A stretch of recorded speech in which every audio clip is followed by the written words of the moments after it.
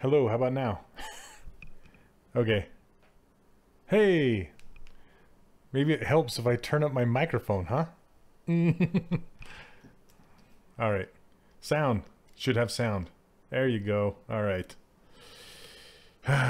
This was one of those doing stuff till the last minute streams before I went live. Hello! How's it going? I'm here. And as you might have noticed, I did a little tweaking offline just to make her a little bit more appealing. And here, let me save it. And I'll show you kind of what I did in the face over... Hey, what's up, everybody? So if I rewind this... Boo. Okay. So here's where she started out as with the last stream. Right here. You know, she's okay looking, but not super appealing. So I'll go slow so you can kind of see. These are all the tweaks. Adjusted the mouth. And I did a Z remesher too. Her shoulders a little wider. Tweaked her eyeballs a little bit more. Boom. That's where we're at. Hello. What's up, Joner? Okay. So because in this stream I wanted to do, I just wanted to mess with hair and see what we could do with this hair, because the hair is so so nice in the drawing. I wanted to, you know, kind of give it credit where credit's due with Josh Black's awesome concept here, and we'll see what we can do. And I also grabbed some new brushes that I want to try. They're made by Funky Bunnies. I can't remember the dude's name, but he goes by Funky Bunnies. And let's see. Let me give you a link.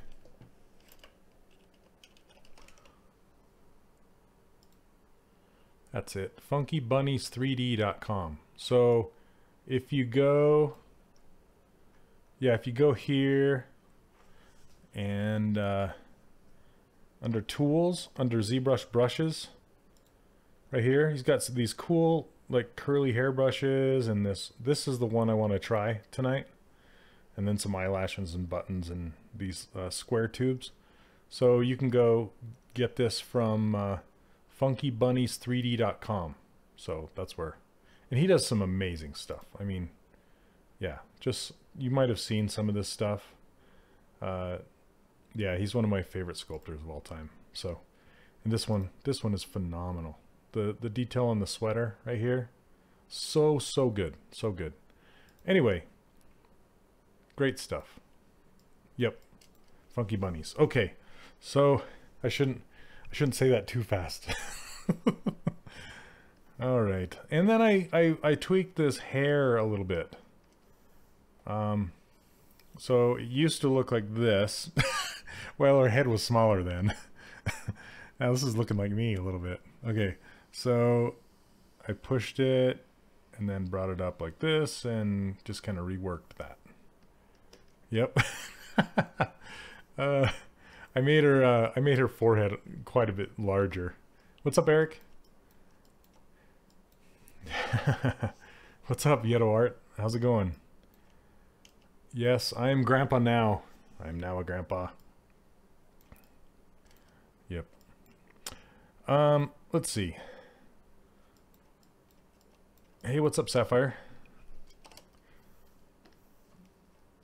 Do you use the Unify button? Not really. Not, I mean, I've used it a couple times. I typically, the reason I don't is because if I'm going back and forth between a program like Maya, Unify will kind of mess up the scale. So I will typically just try and stick with a scale that I want to keep. If I'm just doing a sculpt in ZBrush and I'm not going to take it anywhere, and the scale is just getting crazy huge, then I will use Unify.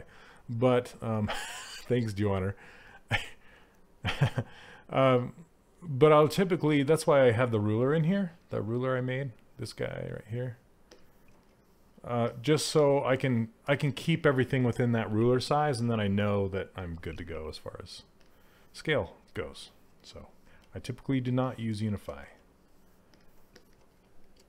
Okay, so let's see. I want to just create kind of just a surface for the hair. So I'm going to delete some things. Maybe even one more row out like that. And maybe this one. Okay, let's try that. Auto group that. And then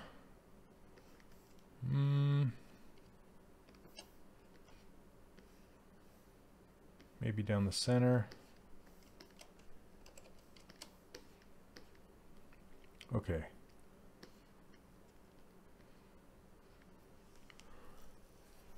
Okay, let's see. Because I just want these surfaces right here, these two, the pink ones. And then we can delete hidden. And then we can move it around a little bit, straighten it out. I mean, that's going up and over the shoulders, but basically what we're doing is we're creating like a base just to make the hair flow down. And there's a few ways to do this with curves. You can either do it like with creased edges, you can do it with poly groups, and yeah, just different things. So what I want to do is I'm just going to get some things into poly groups. So I'm going to group that. Group that. Am I doing this right? Yeah. Okay.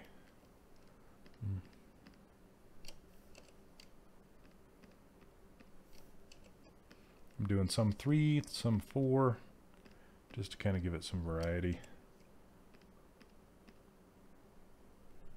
One more. So I'm just hitting Control W to put whatever's visible into a poly group. And so essentially it does something like that. Let's see. I think I want to add one more to this one. Like that. Maybe 4, 4, 4. And then maybe maybe put these two in the same group. So it's gonna kind of go down like this. So basically what I'm doing is I'm just giving these poly groups something for the curves to kind of follow. Let's see.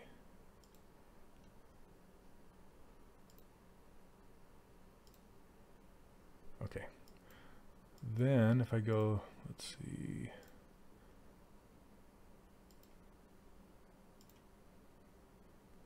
Frame mesh. See, it says border, poly groups, or creased edges. Those are the 3 things that you can do it with. I'm just going to hit it and see what it does. Yep. So I don't necessarily want the border. So I'm going to undo that. Hey, what's up, Nice Shadow? My hermano muy I'm not going to say that. Oh, that's funny. All right. You already have me laughing right off the bat. Boom, like that. Okay, so maybe let's just do polygroups. There we go. Nice. So, like I said, you can either do that with polygroups or creased edges or whatever you want to do. Anything that you want to throw a curve down, you can do it like that. Okay, then we have several options. We have the mag hairbrushes that I was messing with last week. We have Dylan Ekren's hairbrush. These are you can find all these on Gumroad. So if you look up Dylan Ekren on Gumroad, he has this brush. Then where did it go? Okay, this is a hair curves brush that I was just talking about that I got from Funky Bunnies. Yeah, man. Why wouldn't it? What age did I start modeling in 3D? Oh boy. Well, maybe I think I was 27, 26, 27. I think. Yeah, that was because that was when like Toy Story 1 first came out. That's gonna date me. Remember, I'm a grandpa, so that's I'm I'm an old guy. So I'm trying to remember, it was like Dream 3D, I think it was called, made by Corel. It was kind of like Dreams or Dream, I can't remember. It was some weird, and it was crazy because how you would model is there were these walls in the modeler, and you would draw on the wall, kind of like the thing in ZBrush where you draw on the wall and then you make something in the middle. But this was more like it was polygon modeling rather than sculpting, so it was super low resolution. And the first model I ever made was like it was a black widow spider, so I was making like the belly of it and then the legs coming off, and that was like the first thing I ever made. It was crazy. Yeah, kind of like Shadowbox. Shadowbox, thanks. Yeah, it was kind of like that. So you never touched the model in the middle. You only manipulated the stuff on the walls. It's crazy. I'm trying to remember. Yep, I'm making a rainbow. Rainbow. So anyway, this back to these curves here. Now that I have these curves drawn, you can see that there are these brushes. These insert multi-mesh brushes, and these are all the ones that come with that funky bunny brush, which they're super cool. There's a whole bunch of different ones. And you can click on, let's see, like this wide cover, for example, and we'll just click on one of these curves and you'll see what it does. See that? And the hair size, let's hide this for a second. You can see how it makes all these strands, but it's super even and it's very mechanical, and it's not that organic. But you'll also notice that each hair strand, all the little strands inside, they kind of come with it. So you can't, that's kind of the difference between this brush and Dylan's brush. I'll show you in a second. So, and the width is based off of how wide your brush is. So if I make a really small brush in the red over here, when your brush is red, so if I make it small and click on here, it goes smaller. See that? Let's see. Yeah, Shadowbox. I'm not a huge fan of Shadowbox. It's kind of fun. But hey, what's up, Harry? You saw the create awesome topology. The person used Z-remesher guides. Yes and no. I just don't have the luck, I guess, with Z-remesher guides that most people do. So what I typically do is what I did in the last week's stream is I will raise and lower the geometry, like making peaks and valleys. I just have better results from the Z-remesher if I make the Z-remesher follow the peaks and valleys rather than a the Z-modeler guide. Not Z-modeler. Z-remesher guide. That's this guy right here. Yeah, I will use those occasionally, but not very often.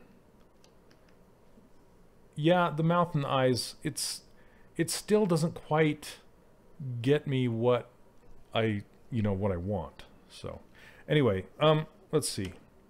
So I'm going to show you the Dylan brush really quick. Here's Dylan.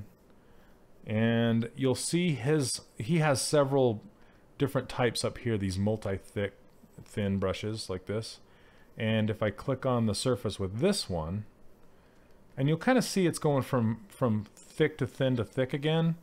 And you can adjust that under, let's see, curve modifiers, and this curve fall off, I believe. Kind of tune it this way. Yeah, see how it just kind of turns to straight?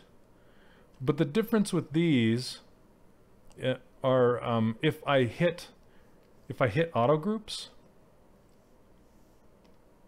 then you'll see that it makes a whole bunch of little tiny strands. So each strand is separated by, so what that means, what you can do is you can go in there after the fact, after you've done this, and then you can adjust the hair manually by a strand at a time. And that's how you get the best looking hair, in my opinion, is if you actually go in there and you get your hands dirty and do one strand at a time. So, and I don't know why it's giving me multiple colors here, but I'm going to go back to this one. So if I hit auto groups with this one, Yeah. Why is it giving me a... It looks like it's giving me multiples. That's weird. Like it's mirrored. Or... That's why. That's why. Okay. So it's...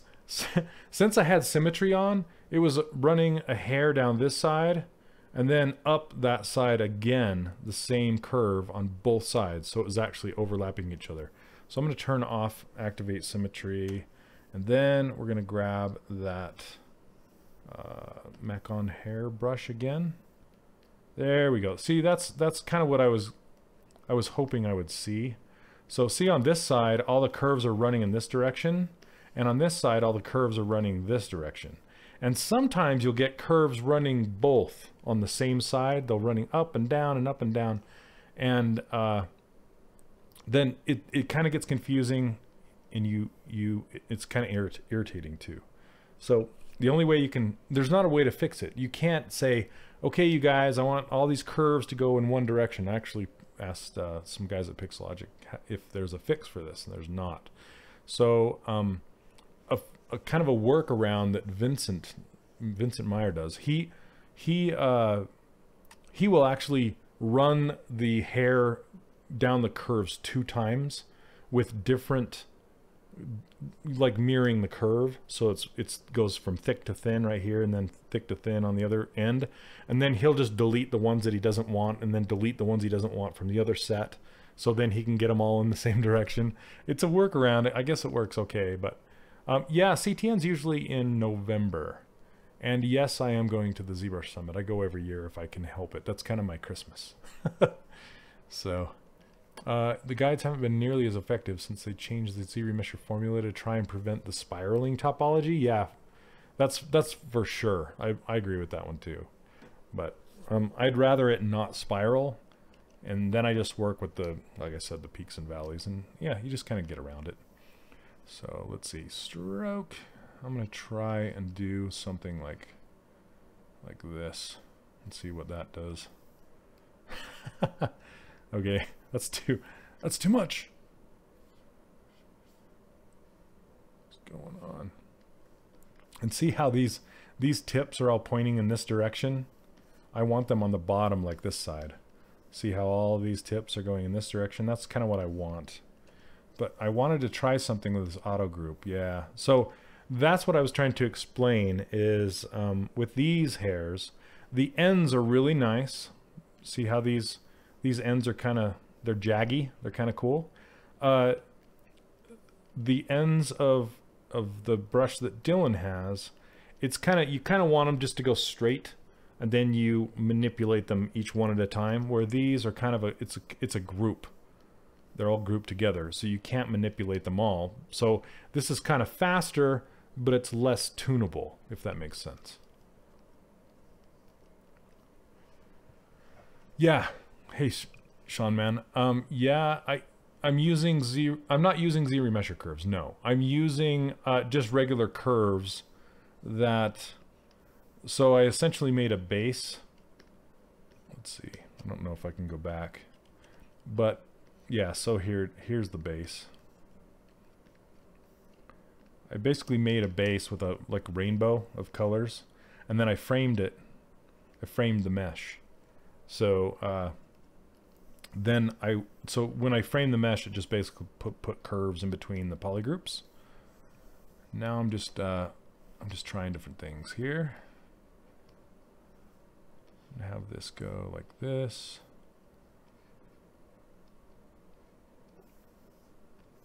I'm just kind of guessing at this point. Let's see. I want to look at this side because that's what I want it to do.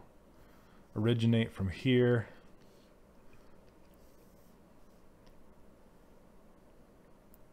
Put count. Yeah, this is it's something I learned from Vincent. So Vincent, let me see if I can find his stuff really quick.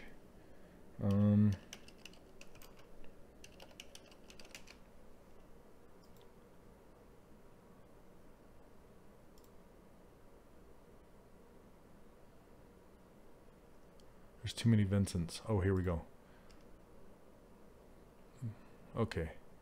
So this is Vincent's stuff right here. Vincent Minor. I don't know how to say his last name. Sorry, I'll butcher it. Hey, what's up, Attentive? He made this Mary character, and this hair uses Dylan's brush, and he also has a Gumroad tutorial showing how he did this hair, and you can get it from Gumroad, and he talks about basically this technique that I'm showing you guys a little bit. He goes into more detail than I'm going into right now, but yeah, for the most part, it's the same deal. Okay, I'm gonna try. You can try these other brushes too, and just kind of see what it does. Yeah, those are pretty cool. There's a thick and a thin. So see how it comes with a sidecar and a fat one, and this is kind of the other direction. And what I can do too is maybe just like, you know, do different curves and just kind of run the different hairs down different curves, so it's not all the same hair going down each curve, you know. But I wanted to look at Dylan's brush again, because this is the one I'm used to. I'm just used to Dylan's. I either use the multi-thick A or B. They just come with a different variety. Let's see. I don't know what in the heck it's doing here. It seems like it's wanting to it's still putting two strands down the one curve, and I don't know if that's because there's like two curves really, but I don't know what it's doing. Yes, you will, Mortar. Just relax, man. Oh man, people were getting bored of it. They're dropping off. So I don't think people realize how long it takes to model something like that. Okay, I went too far. There we go. I just want this. There we go. Okay, and I want them thicker.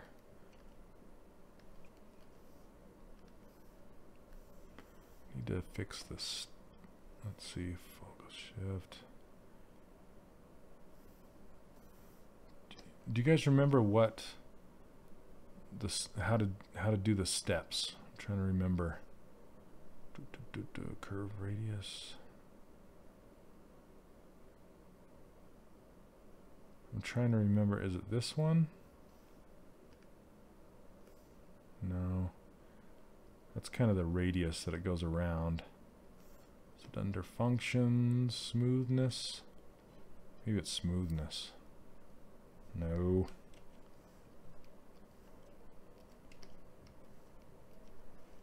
You saw all the videos.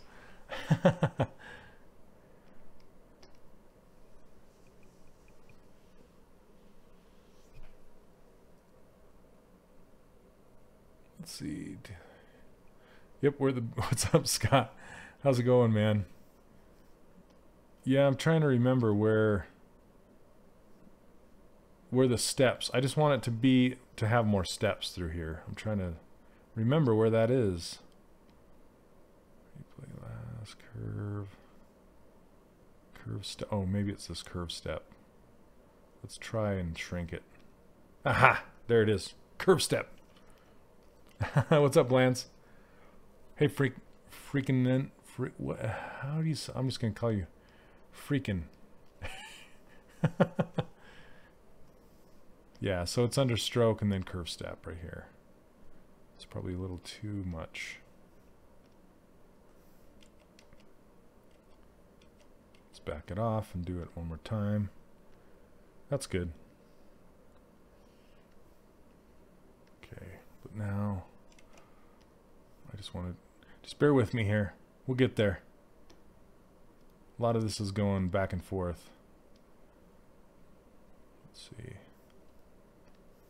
Because I kind of want these straight, and then take it pretty big here. There we go.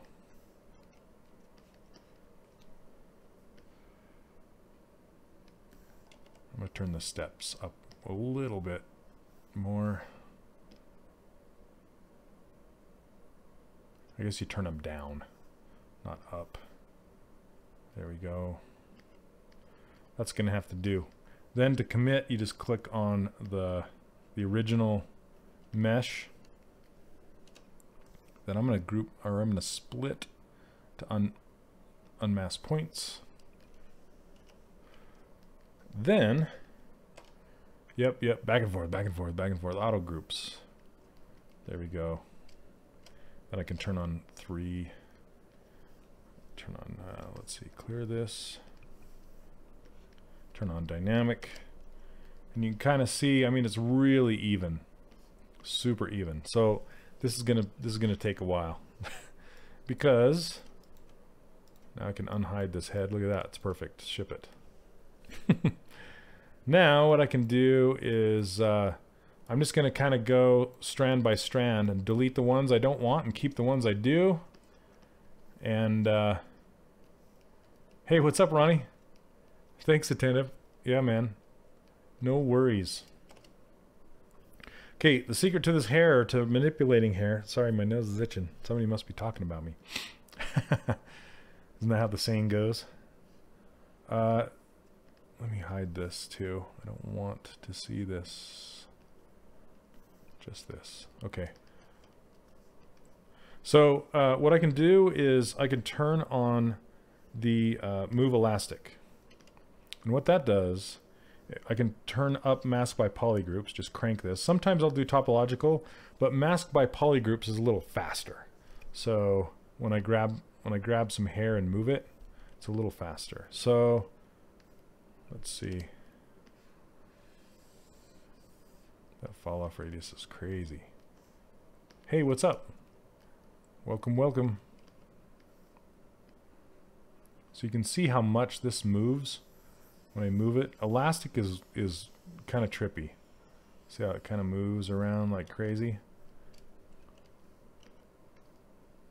So the smaller the brush, let me see if topological actually works better with this. No, it's about the same. It does the same function. Let's see. So you can also do a mask by polygroups and not crank it all the way. See, I can go to 100 and it's not going to affect any of its neighbors. But if I bring it down to like a 28, it's going to affect some of its neighbors and do some weird stuff. Okay, and then also smoothing will affect it. See, I can smooth these down. This be kind of weird. Okay, let's start blocking this in. And this is what I typically will do, is grab one of these guys and just start going to town on manipulating it. And the snake hook brush works really well too, because you get some good curves going on. You can really bend the different shapes. And you can also come in here and say, if you don't have enough geometry going on right here, just hit the Z modeler and just insert an edge. Come on. Oh, I gotta uncrease. Insert. Thank you. There we go. Then I can just mask this off. Whoop, let's get mask lasso. There we go. Invert that. Just kind of move it so it flows. Invert it, move it so it flows. Easy. I know, right? Snake hook. Ashley Snake Hook. She's like a snake hook advocate. Seriously. She'll probably pop in if she's around. See how snake hook just kind of has a different feel to it. See how it's kind of squishy? A lot of people think, oh, you can only use snake hook for, you know, making, like, pulling things out. But no. It has way more functionality to it. So I'm just kind of looking over here and following one of these strands. You want to look at it from multiple sides. And then you can also smooth it out, but not too intense, just barely. Okay. Come on. What happened to my snake hook? There we go. I think I accidentally turned it down to like 17 or something. Okay. So now that that one is done, well, sort of done. Now I can unhide everything else and then just kind of pick another one. Except for, let's go to this. Hide it, hide that. There we go. And I can also start pulling the strands out into another sub tool, so I can show them all at the same time. And now that I have all the strands around the head, I can kind of pick and choose which ones I want. I don't have to use them all. I can just go and say, oh, this one looks like it will work. Let's pull that one into this new subgroup or whatever. That way, here, I'll show you. Let's do a split hidden. Okay, and now if I hide the majority of them, and then I'm just working with these two, now I can turn on my dynamic subdivisions and it'll go smooth. Then I can work with that smooth stuff. You can also use any brush with these, like inflate, if I want to inflate these guys. You know, deflate the tip of it. But you got to be careful because it'll do stuff like this, so then you have to go and smooth it out.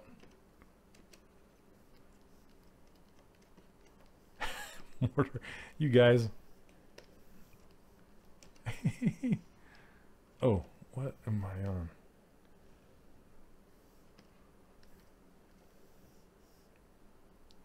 Why is it making curves? Stop making curves. Okay.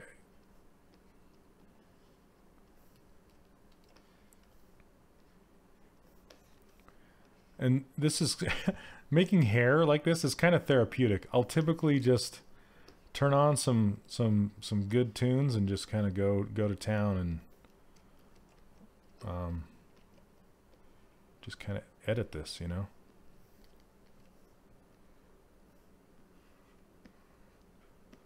And I just look for the flow of it, because you can introduce warbles really easily with hair.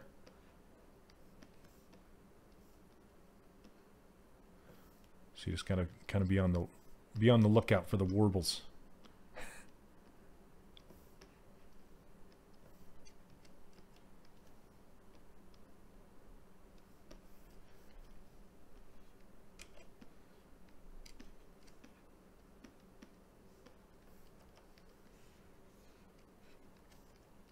Woibles. All the little woibles.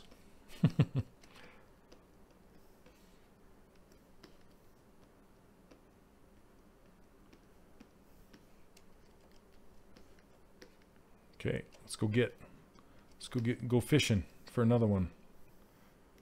Let's see here. Let's hide some of these. I want a big one. I want this one right here.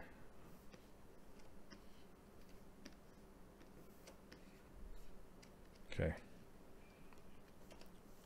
So I can split hidden and then add this to the group. So just go here and then merge it down. Boom. How did you set up the hair in the first place? It's yeah, it was a curve mesh. It was Dylan Ekron's brush, and I made kind of a base mesh and then polygrouped strips, and then I did a frame curve with the polygroups. Yeah, I mean you can put gravity on. Why in the heck? I don't know why I must have turned curve onto move. my yeah, curve mode. There we go. My move brush had a curve going on. Like, what the heck? Okay, so if you ever have any brushes that all of a sudden draw a curve, that's why. Uh, yeah, it's just Dylan Eckren's brush. You can find it on Gumroad. A lot of people use that brush. It's really good. It comes with a whole bunch of different strands, but the strands are kind of grouped into a larger strand, so you can frame the meshes and then just come back in and, you know, tweak and edit like I'm doing now. And this is we did this very similar workflow on Disney Infinity. Let's see, bigger brush, so I want to move this whole thing down the line.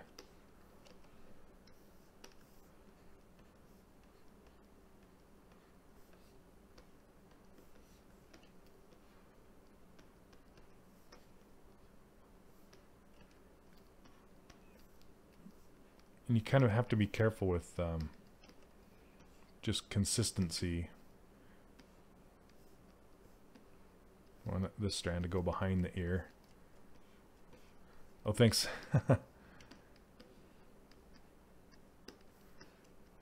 And but a lot of times we would do this with stretched spheres. So we would just take a sphere and just go to town stretching it out. And so we really wouldn't have these lines going down. We would put those in afterwards, but having the lines in there really speeds things up.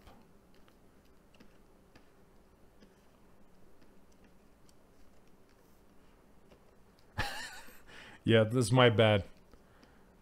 Pedrag, that's my bad. I should turn on red wax right now. What am I doing? Total noob.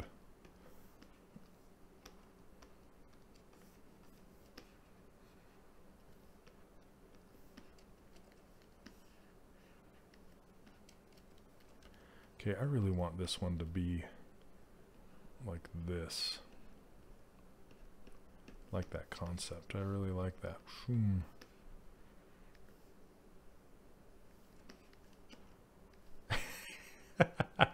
That's not funny. I've had nightmares. My dreams are all in red wax.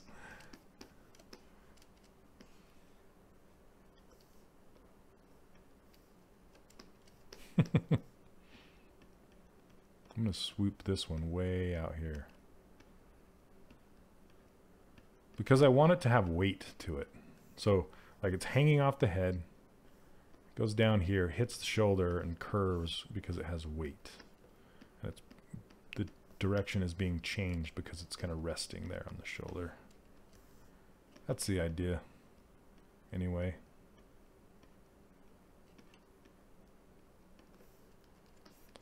In red wax. See, it's crazy the amount of editing that you do on these these hairs. Because it's just like, how is the flow working and is it working? And if it's not, how do you fix it? You want the pieces to overlap each other but not go into each other.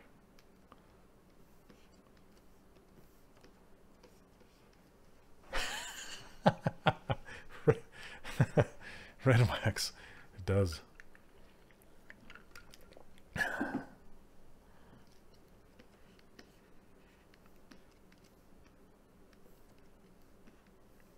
Okay, let's go get another one. You just kind of repeat this process.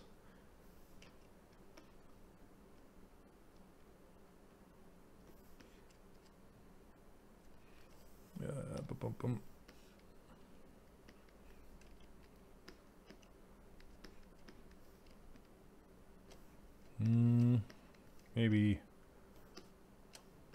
that one. Yeah, I'll make that one go down the other way, and I'll make this one kind of overlap. So, okay, split hidden. Boom. I'm gonna save this. I typically like to save before I do a merge, in case I didn't want to do that merge. Like, if I accidentally merged two things together that I didn't want to, because it's not an undoable operation as it warns you.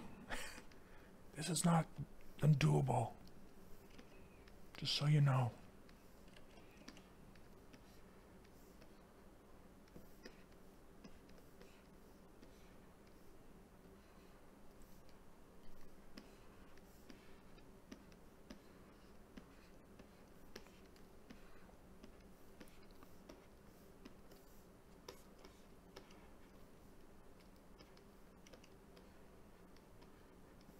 I want this to be right on the head and kind of follow the angle and then curl right at the tip here.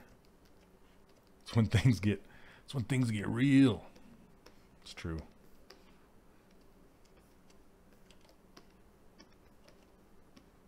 You have to kind of be careful with smoothing too, because there are some support curves in here. See that?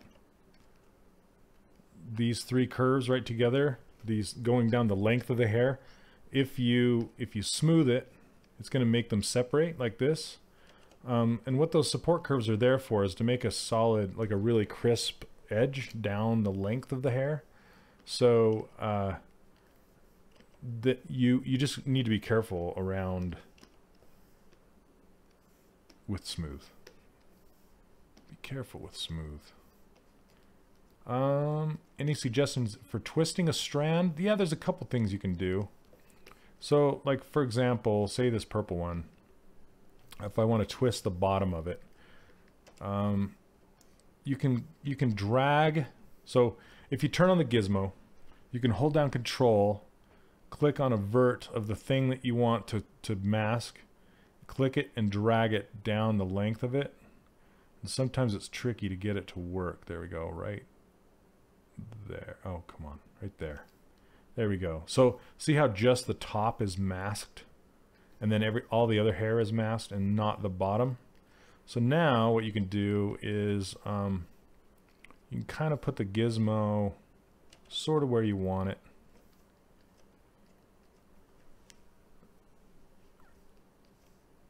Hey, what's up, Hannibal?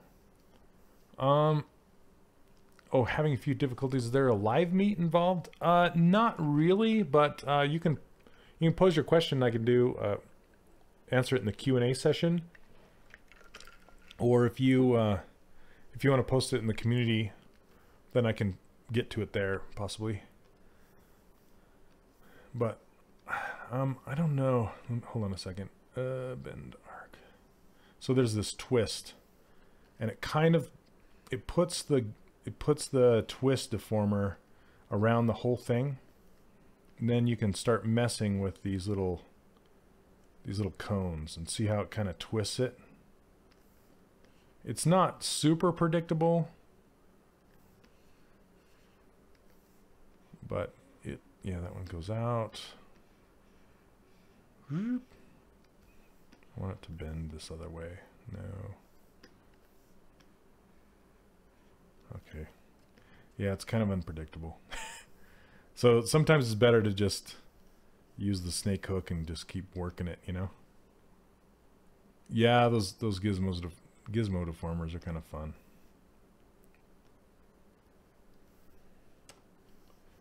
So, Hannibal, to answer your question, yeah, it's just I'm trying to figure out a better way to answer questions like that other than just the community, and because they don't always get answered the fastest, you know.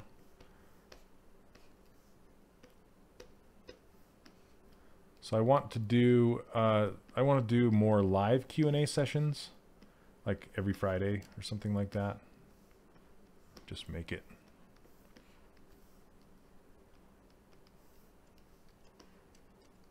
Oh, is Daryl in here?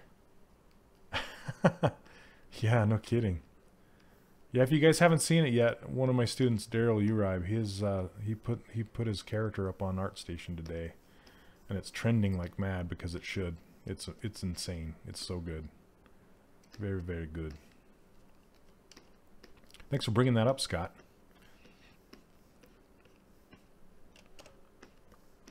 There we go. Was it? Oh, that's awesome. Congrats to Daryl for that.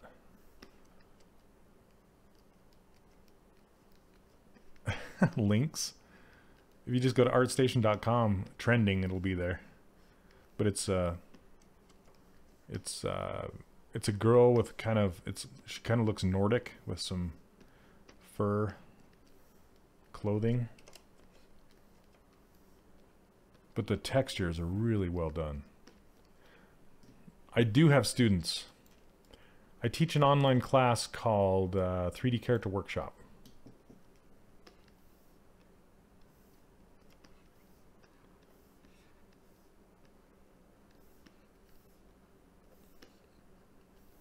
Let's see. Boom.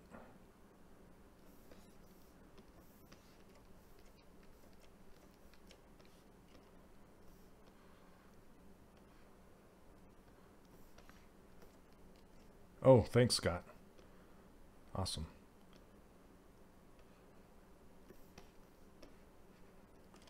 Sometimes that's kind of why I leave the wireframe turned on sometimes, is because you'll accidentally grab the one behind it like this. I want to grab the purple one, but it's grabbing the green one. And you can only grab a strand by the vertices, by the dots. So it's easier when you have the loops showing, so you can actually grab the dots. Okay, let's see. Let's get the flow of this one better.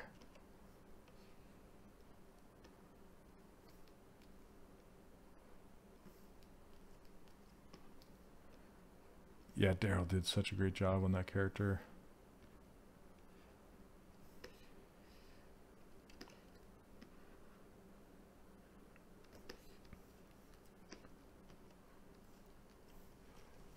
Oh, Daryl's in here. Hey, what's up, man? Daryl, you did such a great job.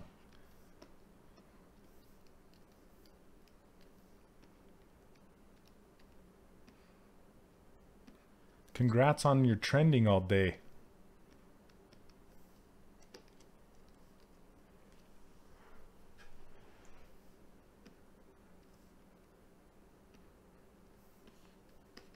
That's how you know the people are digging it.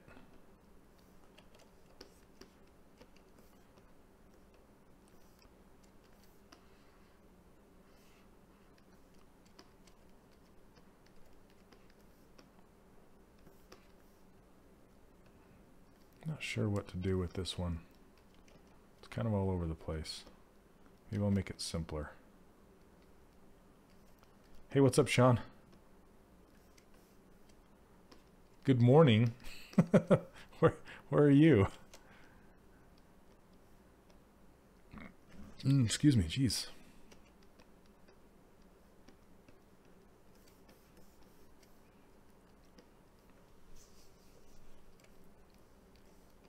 Oh, thanks. Yeah, my pleasure. It was just fun to watch you, make it, create it.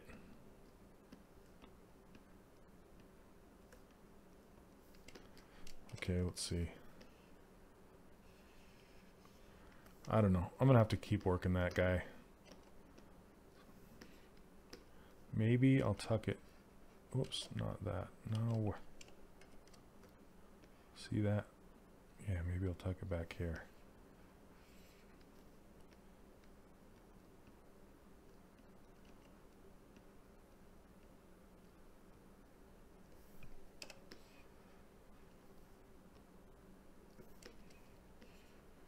That's better, and I can make it hang like this.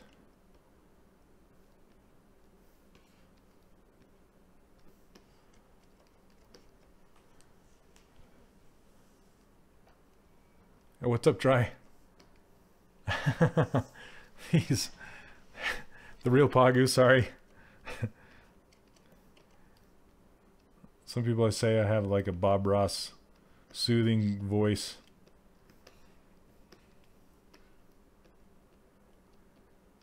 I'm not really talking much today because I'm kind of focused on doing this hair. That's better. That's better.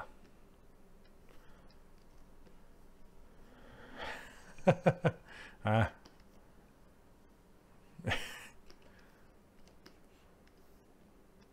Yep, the little tree lives over here. This little hair lives over here.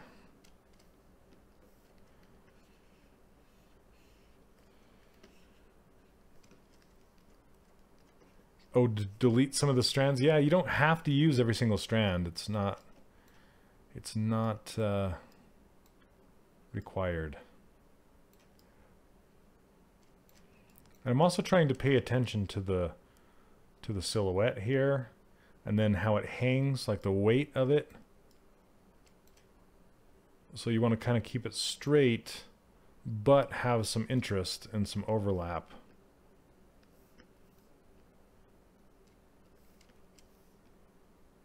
So maybe come straight off of here and then hit the shoulder and then, yeah.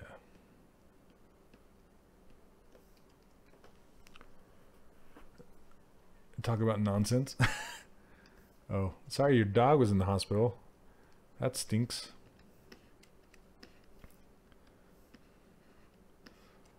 All right, let's do the next one. Let's see. Save it. Just kind of working our way around here. I might do the, let's see, where are we at? 9 o'clock? Okay, we've been messing with this for an hour. I'm gonna do this other side and then work my way around the back and then finish the back after that. What is that? I don't even want to know. Sounds bad.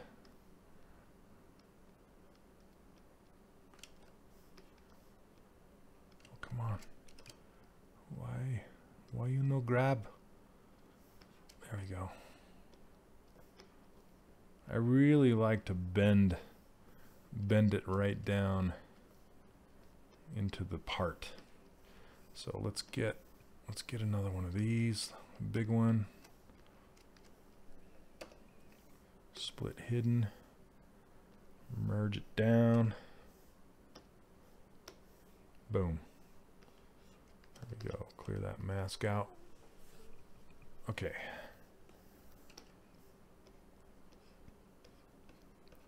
Another thing you can do instead of adding more geometry into those curves is you can literally just pull it up like this, you know, and like bring some geometry up into where you want that bend. Why not? That looks like a girl from Pokemon. Crazy hair. Okay. This is coming down too far on our forehead. So I'm going to turn mask by polygroups down a little bit. Move them all together. There we go. Crank it back up. Oh, that's good. Poor little pooch. Then with the bangs up top, I really like to have them kind of staggered as they go down. So it's kind of like brick pattern, you know. So they don't just come together because that's too mechanical and weird looking. So I like to kind of have them staggered as they go in. I like saying the same thing twice. Okay.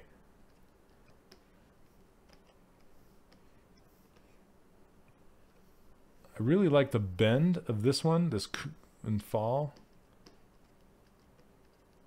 All right, man. Take care. Hope he gets better.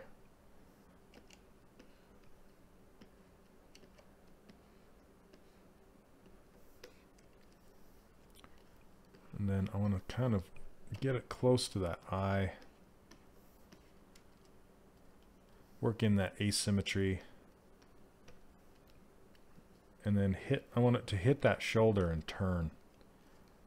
All right, see ya. No worries. Okay. And then I'm trying to get it to end like at the base, you know how our body is ending. So I'm kind of just working it into that design and having it kind of even out and end at at the base of where the bust is being cut off. Do I have retop videos? I do in my course, but not in a stream.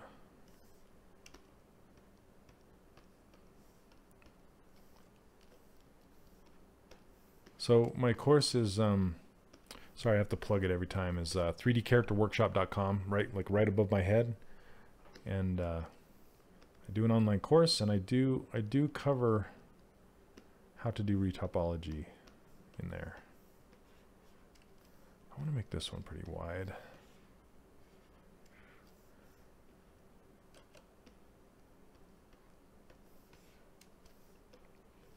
Sorry, I'm really repeating myself a lot tonight.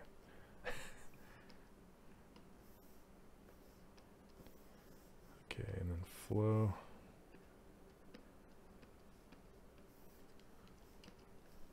Sometimes I'll run my brush down, just kind of like as if it was a pencil stroke or something, and just kind of like how would that flow, you know? Thick to thin.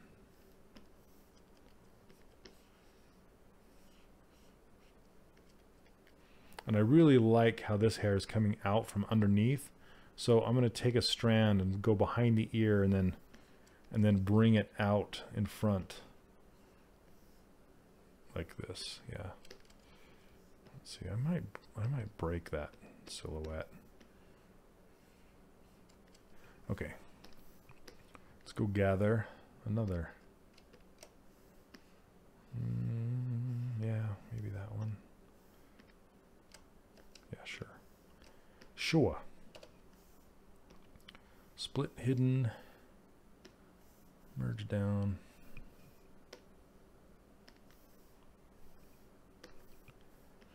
Okay. It's like next. Do it again. And this one, like I said, I want to run it behind the ear. And then I'll fill it.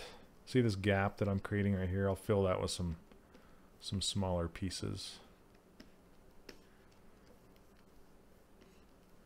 I'll make some really big moves and bring that, sweep it all the way down.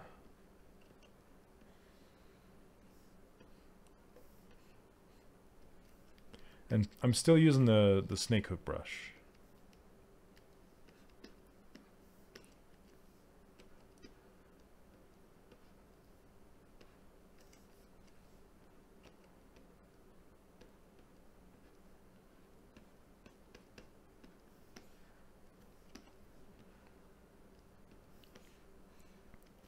I want to get it to lay right down on her body there.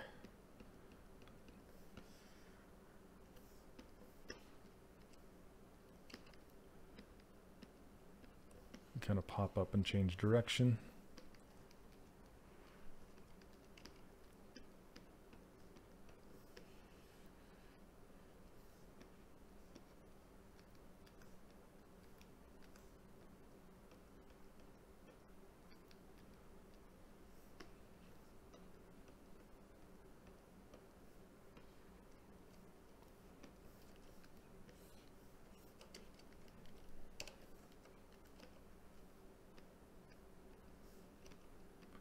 There we go. It's awful. Sometimes I don't like streaming without music. Because when I start to get into the Zen mode, it's just kind of like, where's the music? I'm just listening to silence. I feel like I have to fill the air with my voice sometimes. I'll break that up with some smaller bits. Smaller. I need something to kind of come around this way and end back in there. And then some little guys to come across the top. And I feel like I need to inflate this because it's very flat.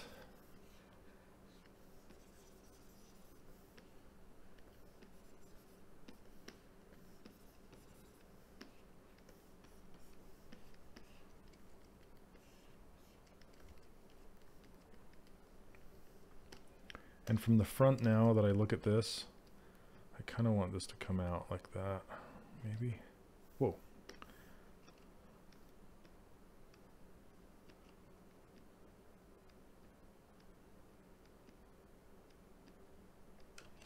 have too much of this going on.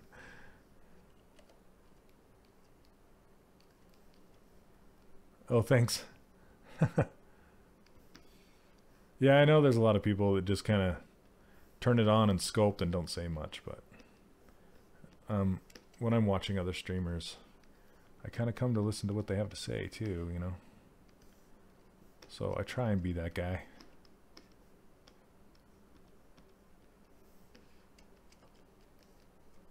Mortar. All right, I'll be quiet. Just watch. No. All right. Let's see. Is it curving too much? Man, those other brushes really have me curious too, how they end with that jagged bottom. And I'm talking about these right here. The triple thick. I want to try one of these. Just kind of run it down.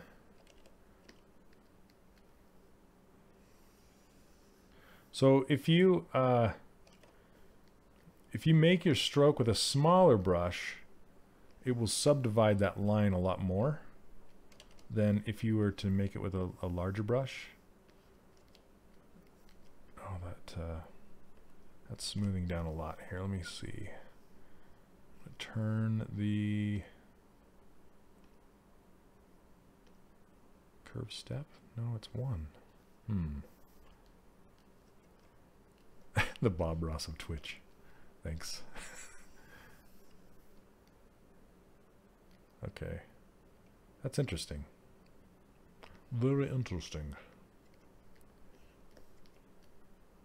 See how it has these, it has better ends than this does? I kind of like it. Let's make it thicker. Ooh, that's kind of good. That's kind of good. Happy little curves. Happy little tips. Little tippies. You kind of curve it into itself right there. Add to it there.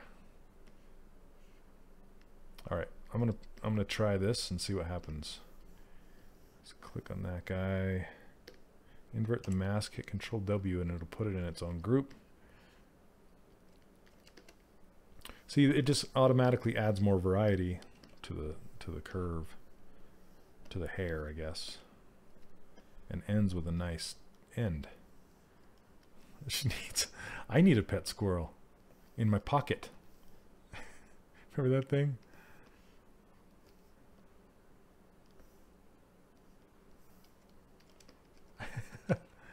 Little pet squirrel.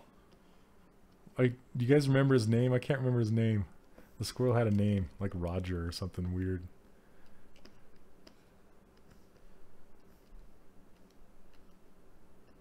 I'm liking this hair.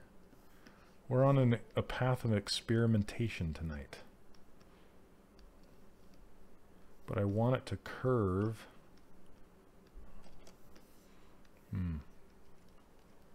Oh yeah, Peapod. That's right. Peapod. Peapod the pocket squirrel. Are you saying name it that? I can't. What was Bob Ross's squirrel's name? It's Trivia. Bob Ross Trivia. Bazooka, there it is. Boom. I'm gonna hide this strand. There we go. Man. But now it's not even doing what it's supposed to be doing in this concept at all.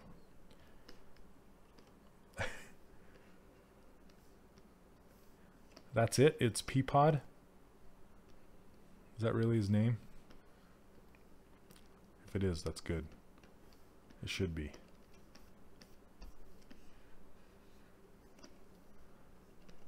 Because Peapod's an awesome name. Peapod.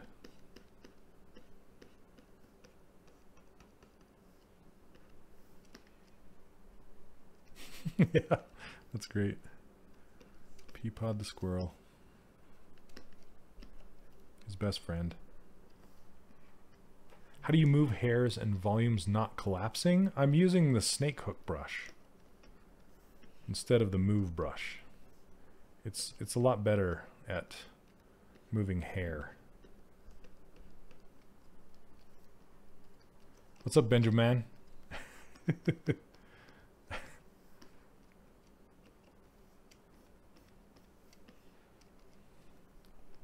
Benjamin.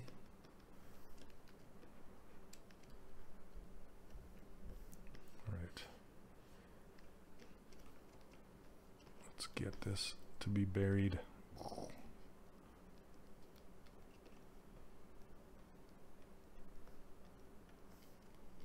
Team Snake Hook. Show me.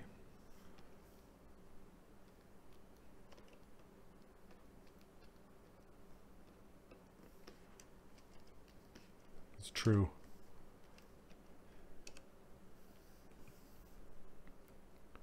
I'm going to delete hidden.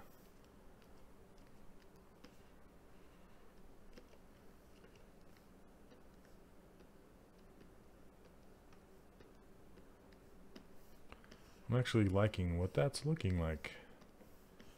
Good job, Funky Bunnies. Oh yeah, the size of the move brush, whatever. Yeah, snake. So here's the difference, right? So this is snake hook. It's on the intensity of 100. Here's my brush size. And see how it's kind of squishy? It does lose volume a little bit, but you just kind of have to figure out how it works and you know, kind of move it how it wants you to move it, I guess. I don't know how to even say it. It'll come with experience, you know. Okay, so if you use the move brush, do the same thing. See, the move is just a lot. It moves it a lot more, and if you get a smaller brush, it does that kind of thing. Whereas the snake hook is more, it's squishier. That's the only way I can describe it, as squishier. It's a little squishy.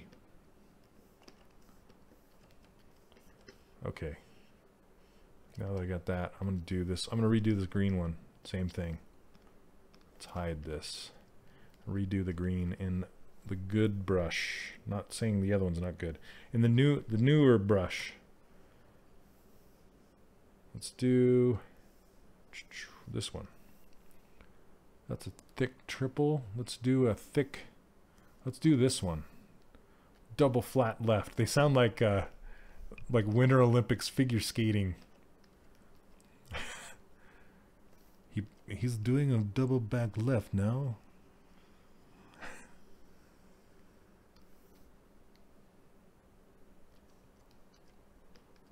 Yeah, it's a lot more sensitive for sure. You have to be careful. Shrink. Okay. Hit him with the double back left. It's true. Let's make that bigger. There we go. Okay. That's just going to have to be close enough, and then I'm going to move it.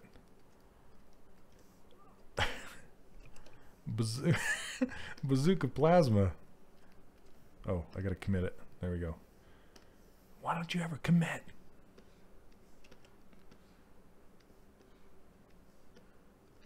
Okay, we're gonna hide that green.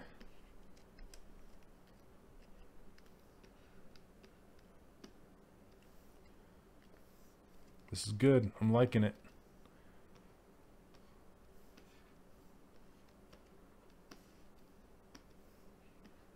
Gotta tuck it behind that ear though.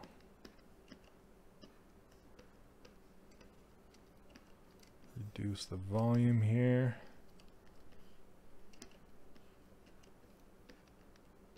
Flatten it out.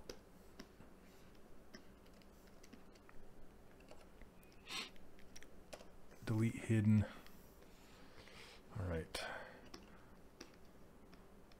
I like to call out my ZBrush moves, if you guys haven't noticed. Like Babe Ruth when he called out like where his shots were gonna go. I don't know what I say.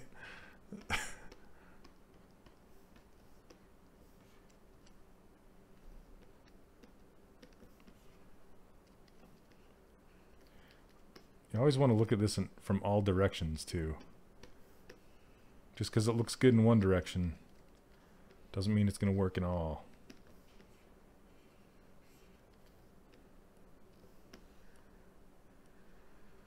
Okay. Shorten that up a little bit. Move elastic. So move elastic is yeah, it's larger.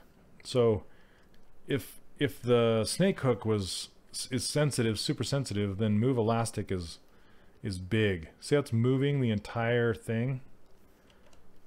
Which is, it's fine, but you probably want to turn your sensitivity down so it doesn't move the entire thing. But see, it makes much larger moves all the way up the length of the thing. See that? And it has this really funky, yeah. Sometimes I don't know what it's doing. What are you doing? Yeah, it does give a wider fall off, but it also gives you a different feel. So, like if you have the regular move is just like grab and move it around. Where snake hook is more spongy and like gushy. Move elastic is stiffer. It's a lot more rigid, you know? So it just feels, like it does have a larger fall off, but it's also more rigid. I guess is what I'm trying to say here. Okay.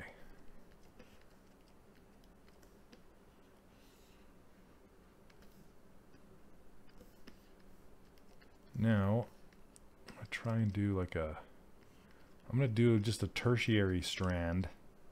Just because I like to say tertiary, and just kind of run it down the top here. And let's make it like a flat single, thick single. Let's try it and see what it does.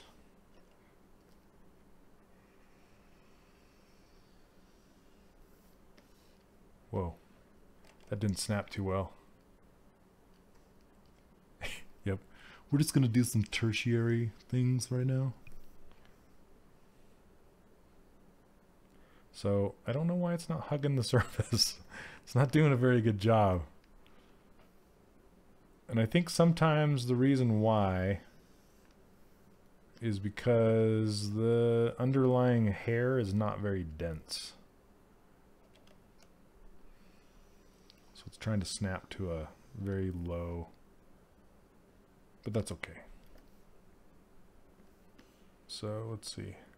So now that we have just that single strand, we can commit it and then just start pulling it around with the snake hook. Just get a super big brush, kind of move it into place. I don't know what that tip did. Look at that little, it kind of looks like a hand. It's like, hey, how you doing? What? That's not good. Why? Oh, because it's polygrouped. That's why. That's why. Okay. let's polygroup that correctly. There we go. Because I have polygroup masking turned on. And it respected it. Respect it.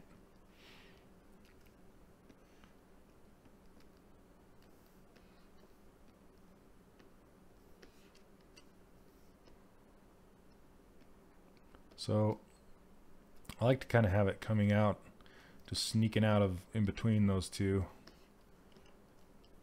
And then up here, I can use it to fill this area. This is ZBrush, made by Pixelogic.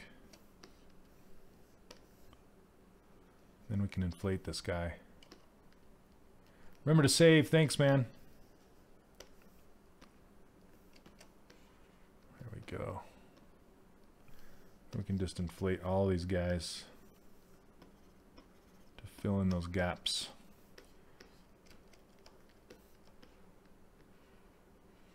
There we go. Let's turn this off.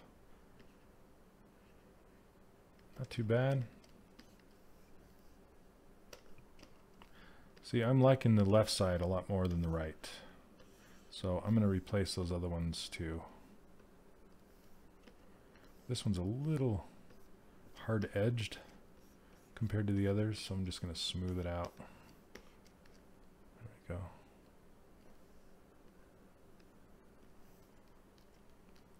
Y brush?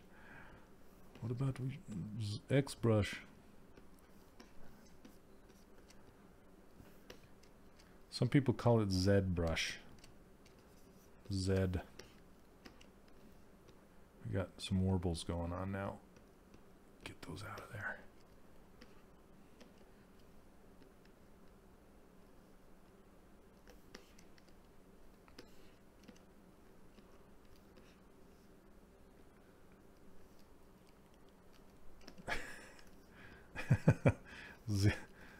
Z is the new Y. There you go. Olson, is ZBrush Core worth investing to start out, or should I just save up for ZBrush? So that's the thing. If you do get ZBrush Core, the money you spent towards Core will go towards the full edition of ZBrush, which is awesome, because then you get to try it while you save up, you know.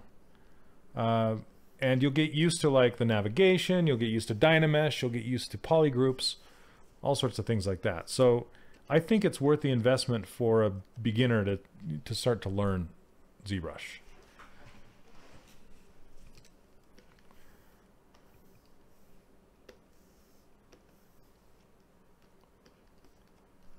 Yeah, it's super cool. Thank you, Pixelogic.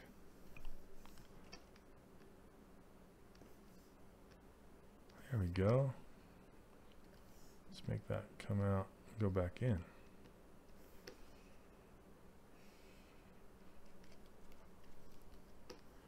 Uh, 45 day? I'm not sure. I think so.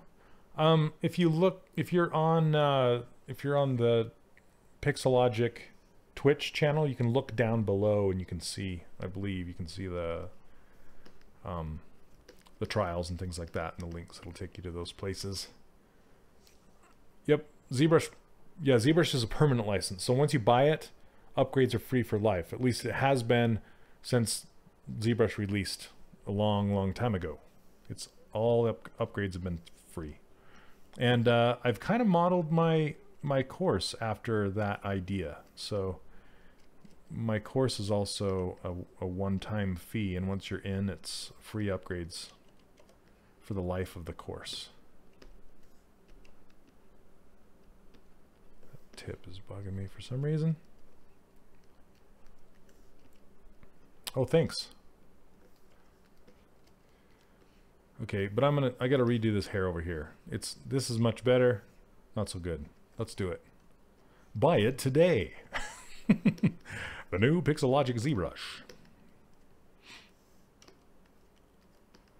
Yeah, it's like apples and oranges, honestly. It really is.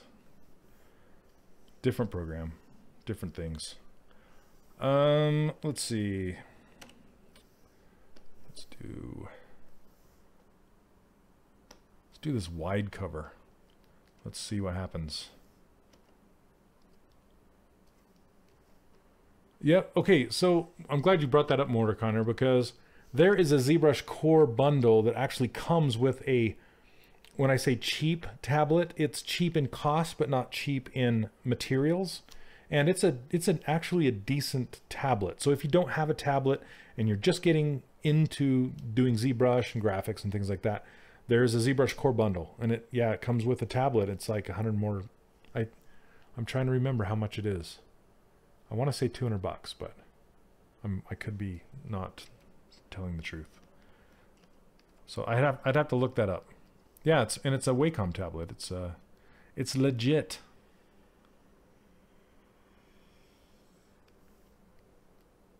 Why is it not sticking? Come on. Stick. Okay. At least that's closer.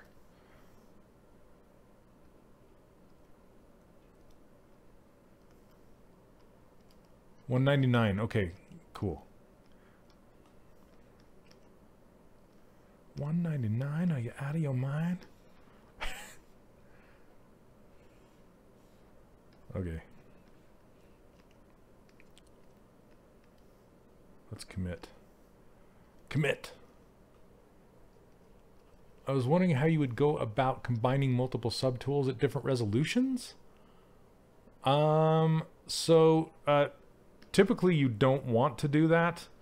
What I would typically do is go into each subtool and make sure they all have the same amount of subdivision levels.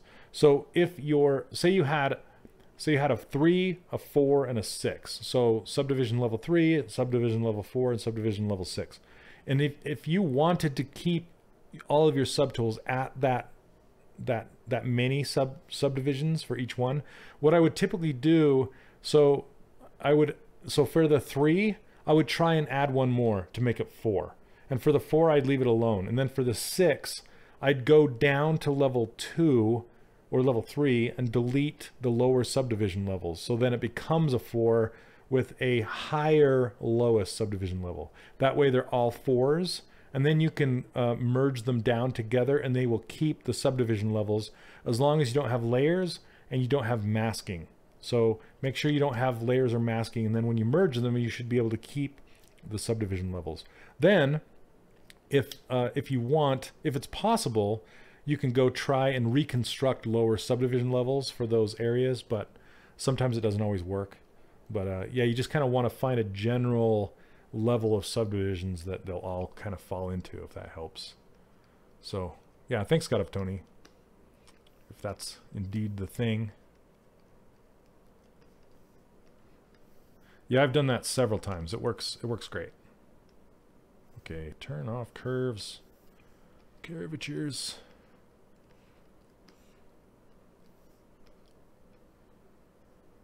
Just want to lay this down on the ear, getting some warbles.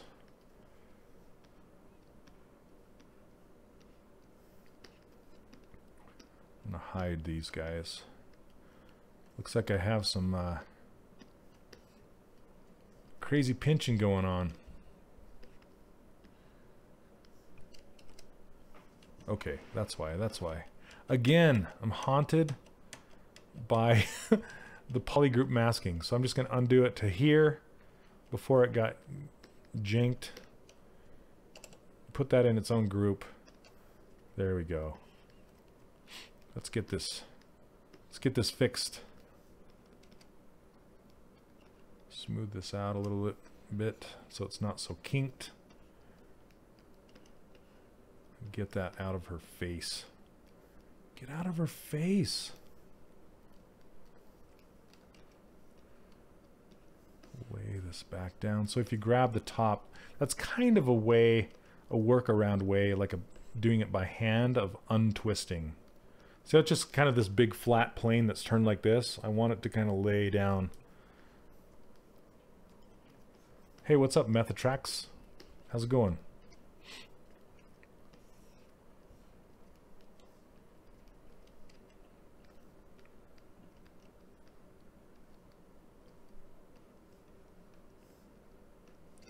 Okay.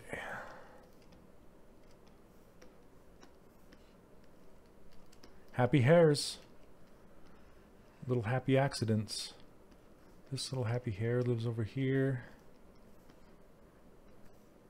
And that's quite...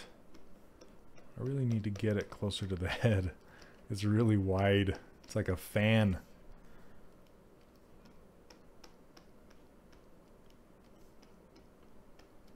Stop being so wide.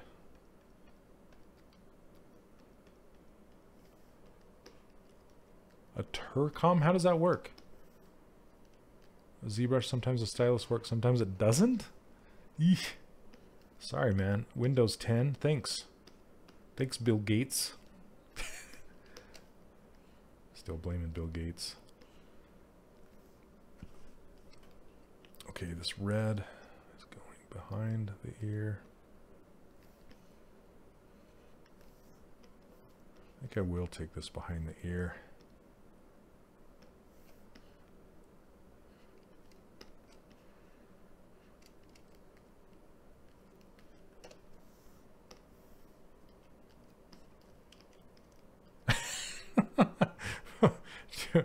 Windows 10 and red wax. They're cut from the same cloth.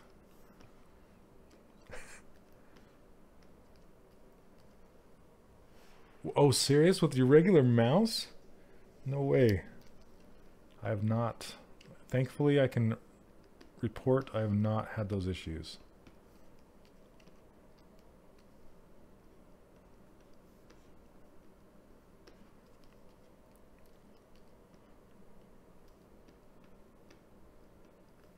Let's see. All right, come on. Get under there. There we go.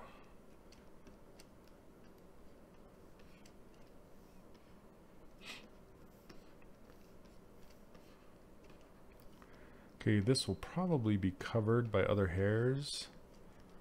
Oh, hey. From Slovenia. Slovenia. Welcome. Oh, really? You can get them fairly cheap, man. You can get even used ones. But like an Intuos 4, Intuos 3. Yeah, they're not. You can find them for a decent price.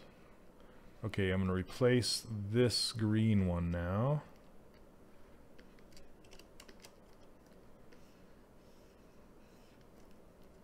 Now this one's all running wild. Running wild and free. Okay.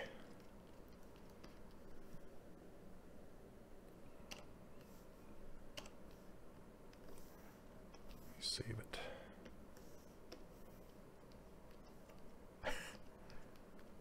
Running wild and free. I'm gonna have to make my own music. So I'm not listening to any. Just gonna start singing. Then I'll probably get banned anyway, because it'll recognize, because my voice is so good, it'll recognize a song and ban it.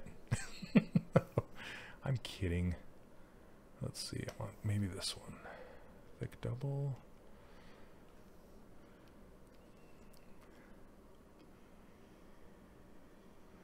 That's what happened the other day. I was doing a video for my students, and yes, so good. I could have been a singer. I was doing a video for my students. I was using these headphones. I was playing music just to my headphones and not recording it on the desktop to OBS. That's what I use for streaming. And the music leaked out, because this is an open back headset, so the music leaks out of here, and my microphone caught it and picked it up. So in the video you can barely hear it, and YouTube flagged it as a copyright license. It's like, I can hear that, you can't fool me. So, oh, not that big. Yeah, that wasn't, that was a surprise. It's like, hey, we flagged your video for copyright license. Thanks. Thanks, YouTubes.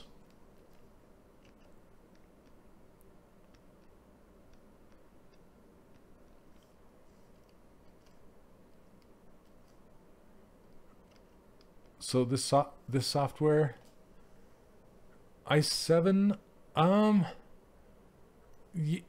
you can do it. I have an i7 with, it's very close. I have a Surface, Microsoft Surface, and it will run ZBrush, but you can't, you'll notice it slowing down when you get a very high resolution figure or a character. So you can kind of stick around, I would say, like 7 million polys and be okay. You can see right here, see the active points. This is 300,000 points that she has right now. which you could perfectly do on a laptop, would be just fine. But as I go and my characters get really, really big, then you'll notice a slowdown on a laptop like that. Are you the oldest here? I don't know. I'm 46. Are you older than me? I'm a grandpa. I just became a grandpa. What kind of CPU? Oh, just, yeah, an i7's fine. But the more cores you have, the better. It's all about the cores. So, like those new Threadrippers from AMD, that's what you want if you can do it. Forever 21.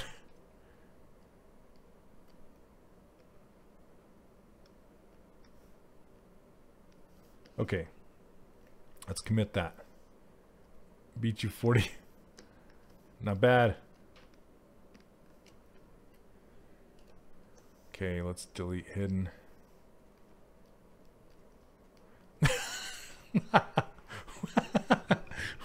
when I started, Twitch was black and white. Love it. Yes. 55.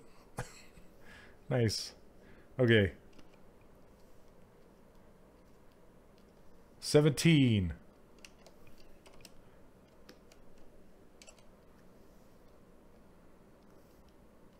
I have a 20-year-old son. He's the guy who made me a grandpa.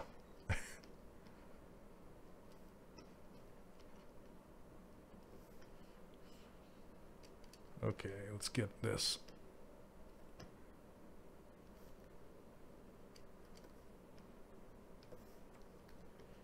I'm liking these brushes. I am a fan.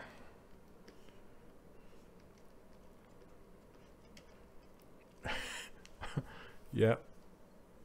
How many times are you all in this? Sorry, I'm trying to understand the question. Are they for games? So these on Pixelogic, this is the Pixelogic Twitch channel that we're on right now.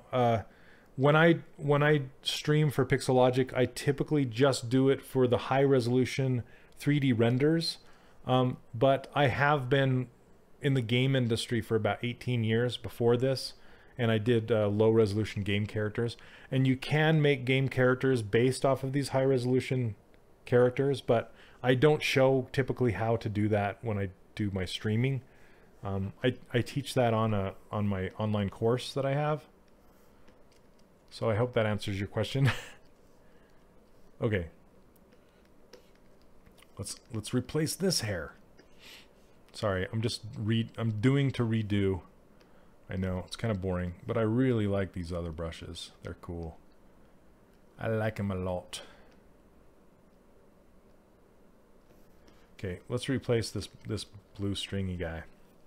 And I kind of want to fill this area. But when I try and fill it, what happens is, maybe I won't. What happens is it ruins the flow of this one. So maybe I'll just pull this guy back. So it looks like it's kind of hanging down in front of that ear more.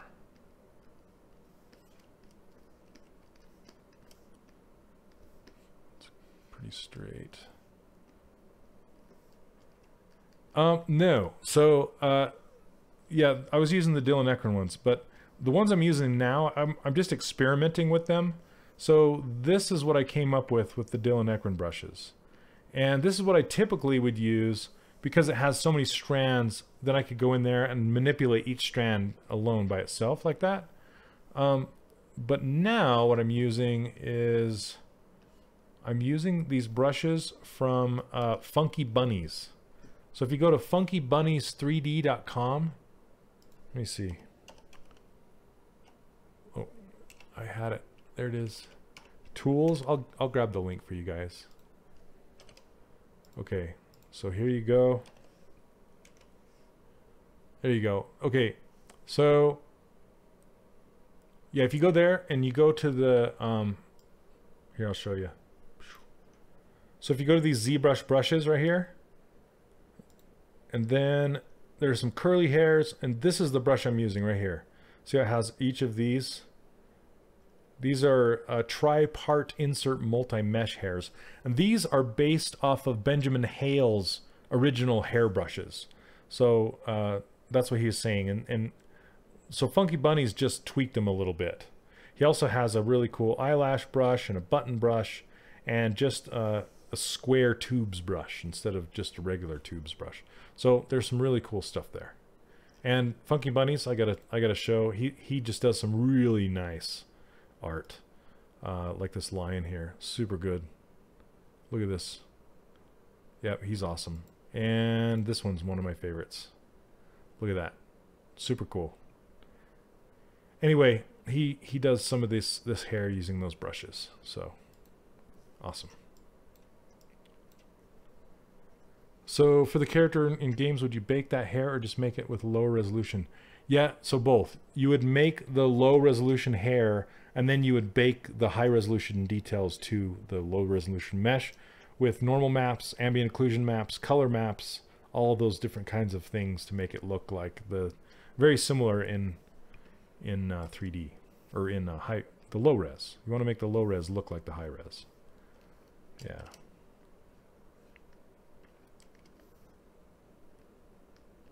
And it's yeah, it's quite the chore to do. But it's fun. Okay. Let me I want to replace this one. What time we got? Okay, we're doing good. Doing okay. Let's do, I really like the wide coverage brushes that he has. So like, see how they say wide cover 1, wide cover 2, and then there's just this tube.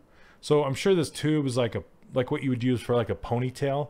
So it has you know, detail on all sides, where these ones, these wide cover 2, they're just flat. So I'm gonna do this little strand first. I'll do it with this thick double. Then I'll do that big wide one in the back. So let's do a small. Let's see what that gives us. Okay, that's pretty good. Let's see. Someone who is free and have anything to do. I need.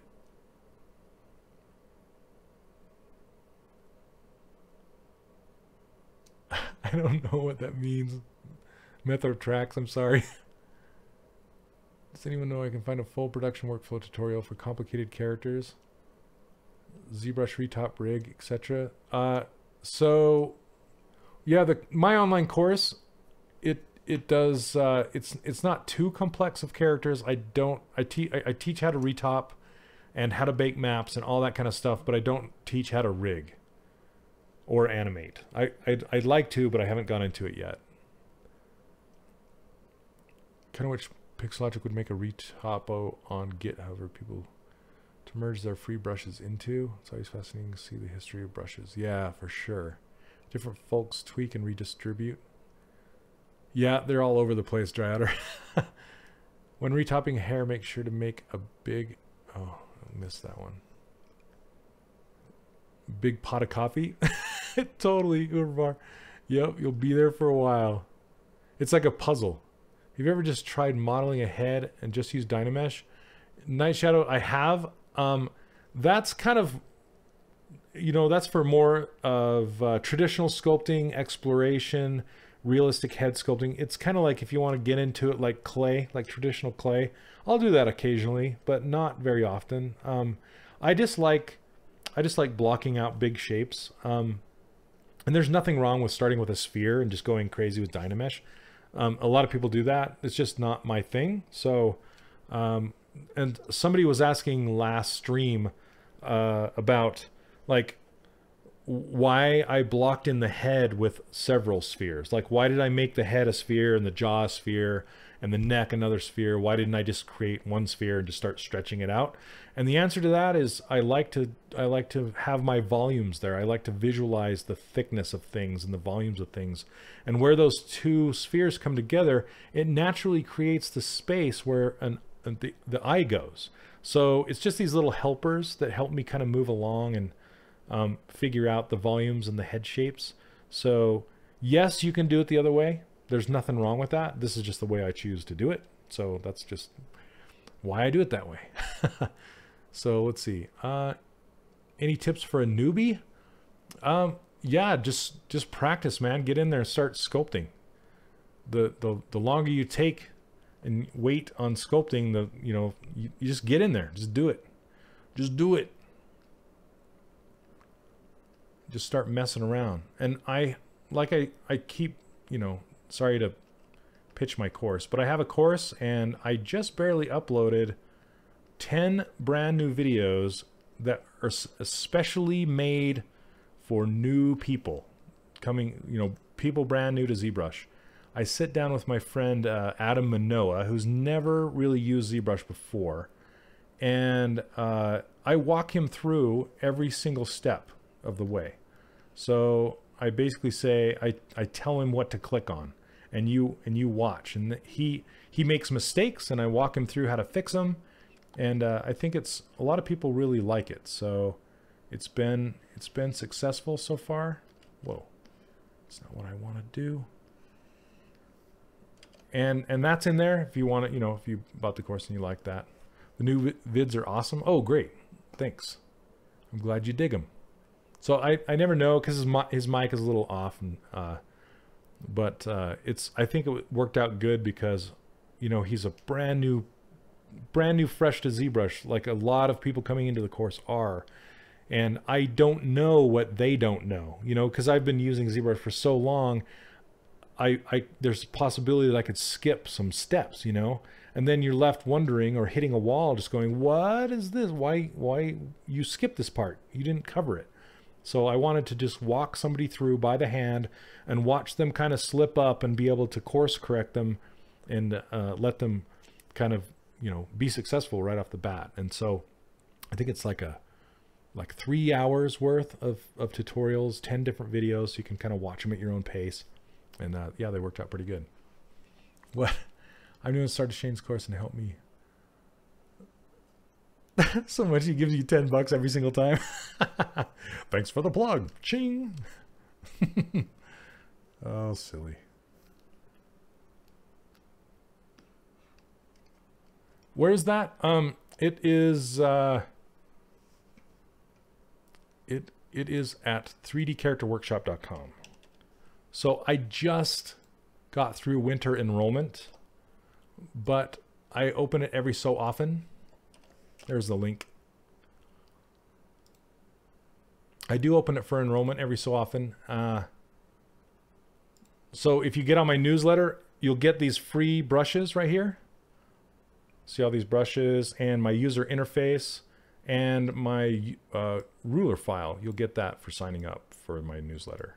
So what the heck happened with this? Why did I commit that?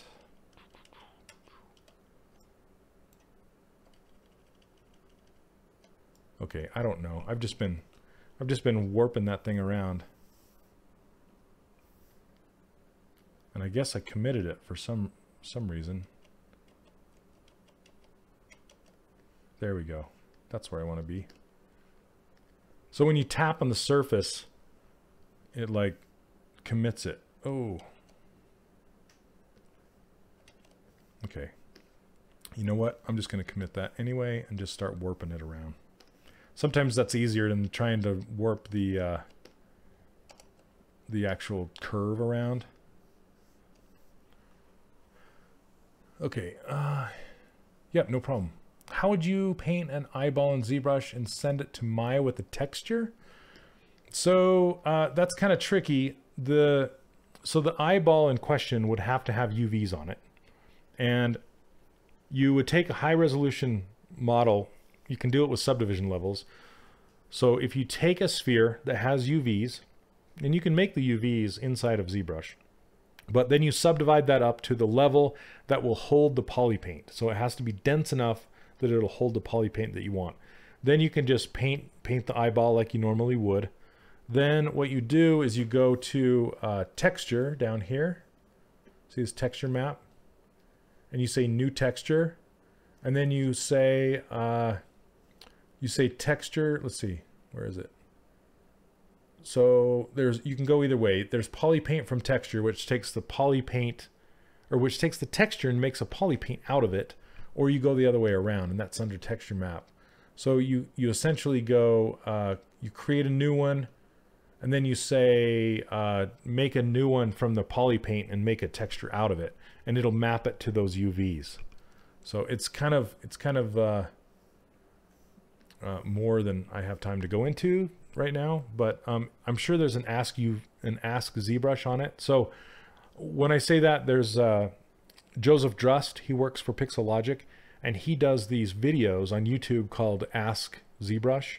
And how you ask ZBrush is if you go to Twitter and you do hashtag Ask ZBrush and then ask your question, then typically Joseph Drust will go and make a video answering that question if there isn't a video already about it. So you can go to Ask ZBrush YouTube and kind of look up and see if there is already one on how to do that exact thing. There's great little videos on how do you do this little thing, how do you do that little thing. So you might want to check it out. Nice show. Oh man. Okay. Let's finish this up. Let's warp. So warpy. Let's hide this one.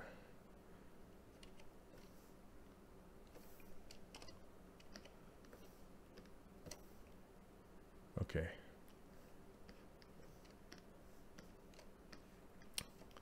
Yeah, this one's all not going where I want it to.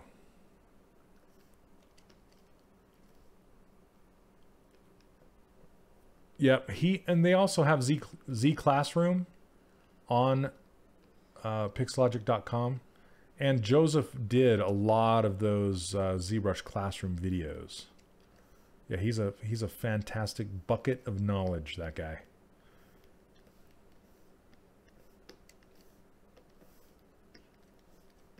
Okay, let's hide this one, delete it. We're close enough.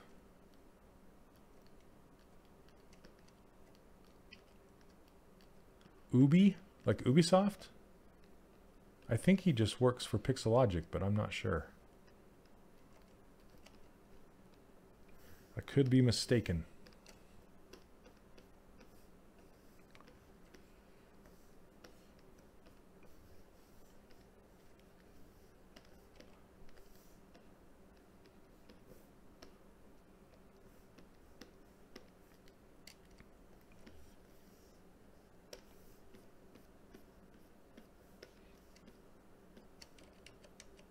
Too much. There we go.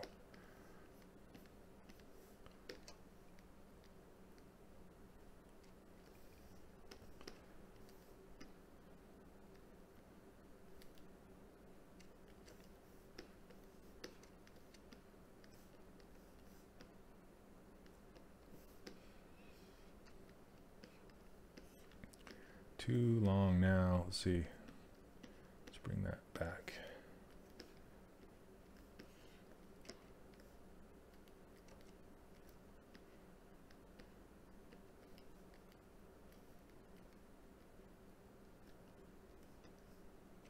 Trying to get it a layer right on the surface so it looks like it could be realistic. So just floating in space.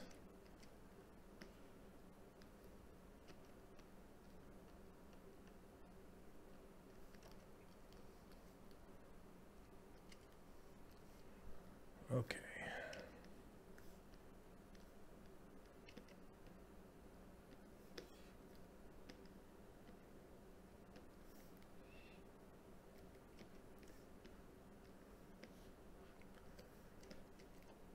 I think I want to adjust the thickness of this guy too, just to see how it's just one thickness all the way down. I kind of want to get some variety going on here. Hey, what's up, Mike? How you doing, man? I saw you were streaming tonight. I couldn't hop over there because I was getting ready. What's going on? Just doing some hairs. you know, hairs.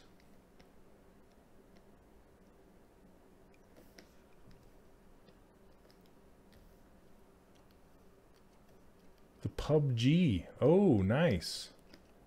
How do you like it? My son loves that game.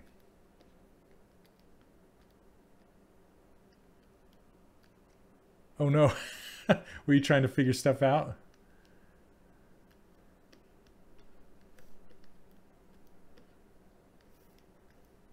You're like, oh, watch me get killed all these times.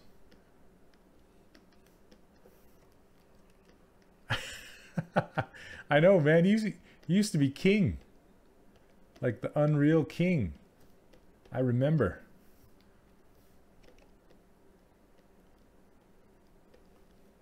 I stick to put about 30 hours. Just not good. Oh, dude. Yeah, Overwatch. Overwatch is for us old guys.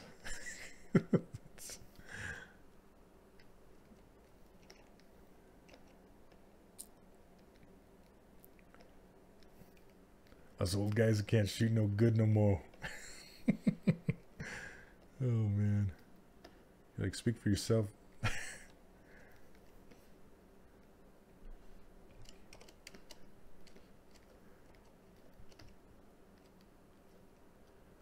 Yep.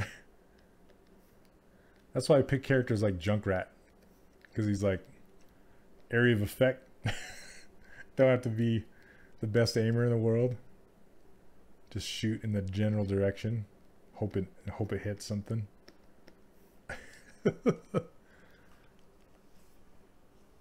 You don't see what the course is on your site? No. It's so I only open up enrollment every so often, and I do that because I do give student feedback, and I don't want to get overwhelmed with too many students. My microphone is falling off my face. Oh, come on, microphone. My little, it's a little sticker and it sticks. Okay, sorry about that. Anyway, yeah, so the course, if you sign up for my newsletter, you'll be notified when the enrollment will open up again. So like I said, it shouldn't be too long. I just closed it for winter enrollment. Yeah. There are pre-recordings. So the majority of the course is pre-recorded videos, but there's also a Google Plus community where all the students hang out. There's a lot of students in here tonight, and they hang out and they post their work. And I try to get to as many students as I can with student feedback, and I'll do some like paint overs and comments, and sometimes I'll do videos and stuff like that. I need to. It's been crazy busy lately, so I haven't had the chance to do a bunch of them, but I want to get back into it because I'm kind of slacking. But yeah, so far it's worked out pretty good. I think the hardest thing with hair is not getting it to overlap.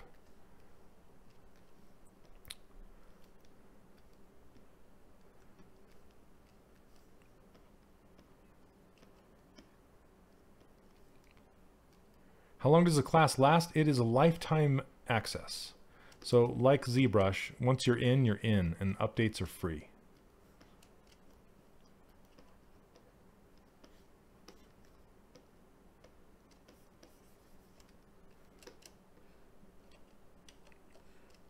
Yeah, gosh, I wish I could smooth this without...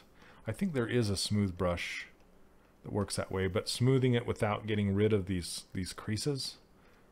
Trying to remember what it's called. Let me see. Smooth brush. Where are you? I think it's called directional. Smooth directional, smooth crease. Maybe valance. I'm trying to remember what it's called. Yep, once you think you're out, they pull you back in. That's how it works, man.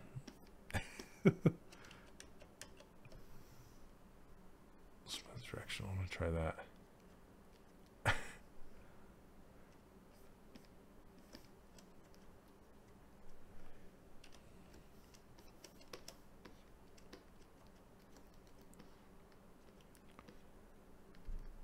right, I'm gonna add some color to this.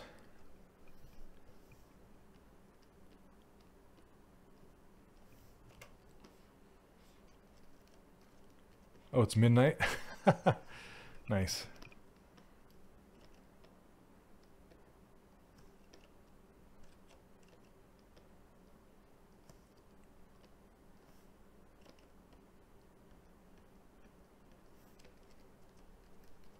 Oh, thanks, Mike. Yeah, you draw elves all the time, man.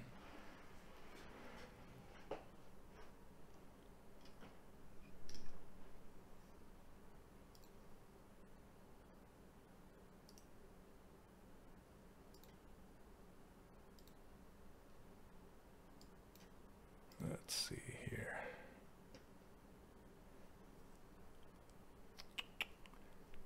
I'm just going to put a couple more hairs in the back where it's all bald.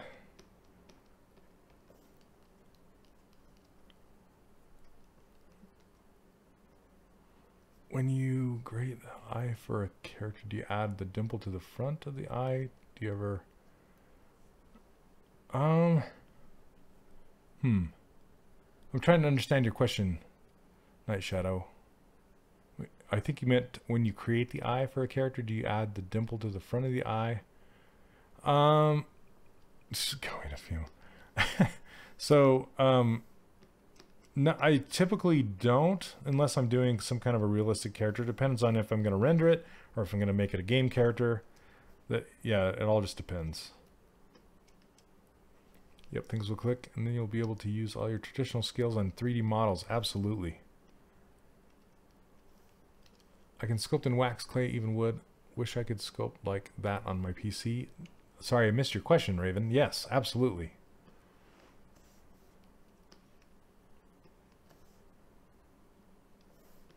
Yeah, that's so you if you're a good sculptor traditionally, all you have to do is learn the tech.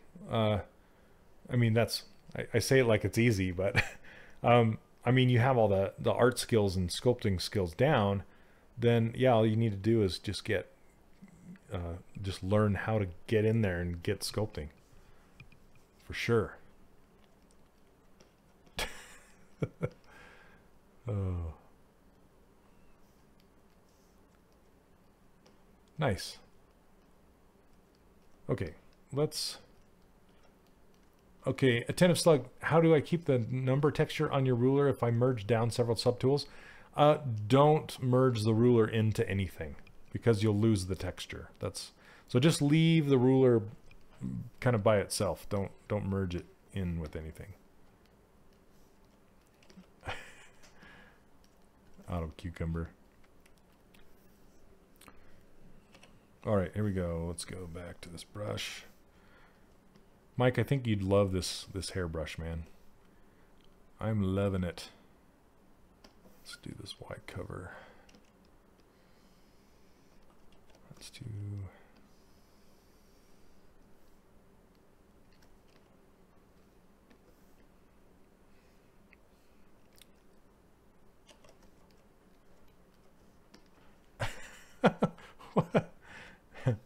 Nice.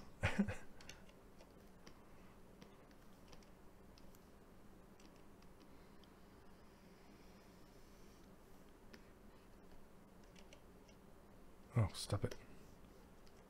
Let's see. Subtool. I'm gonna bring this back and draw it on here instead.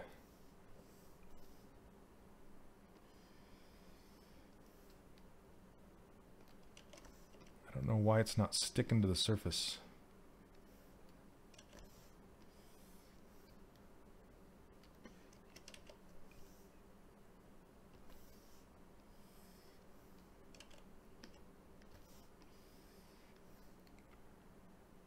Come on, you. I don't know why. It's having troubles.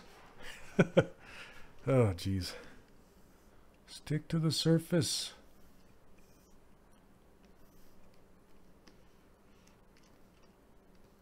Try it one more time. You know what? I'm just going to deal with that and manipulate it.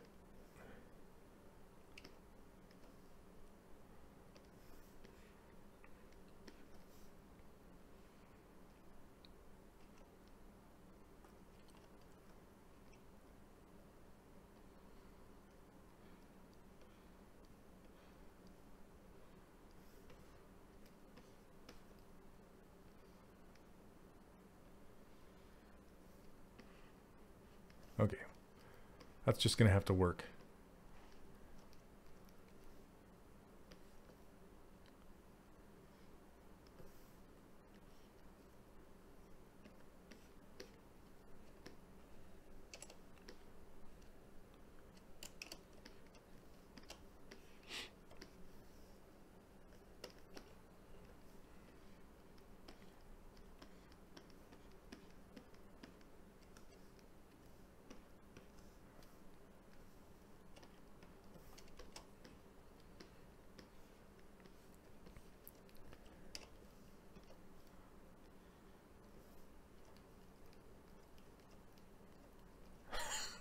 You guys.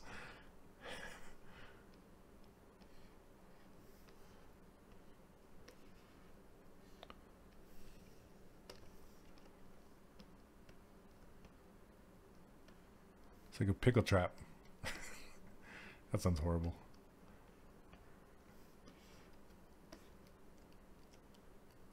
Did Mike take off? He said it was midnight.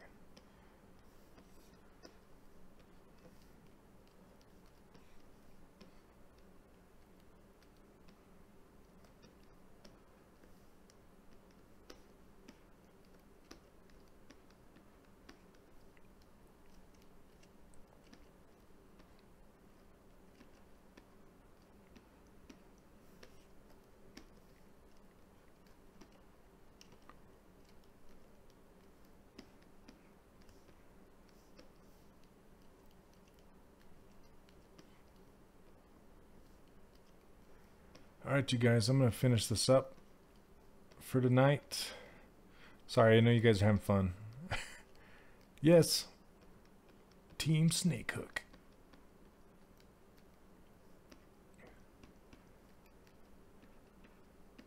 And I'll probably just keep going with this hair and fill in the rest.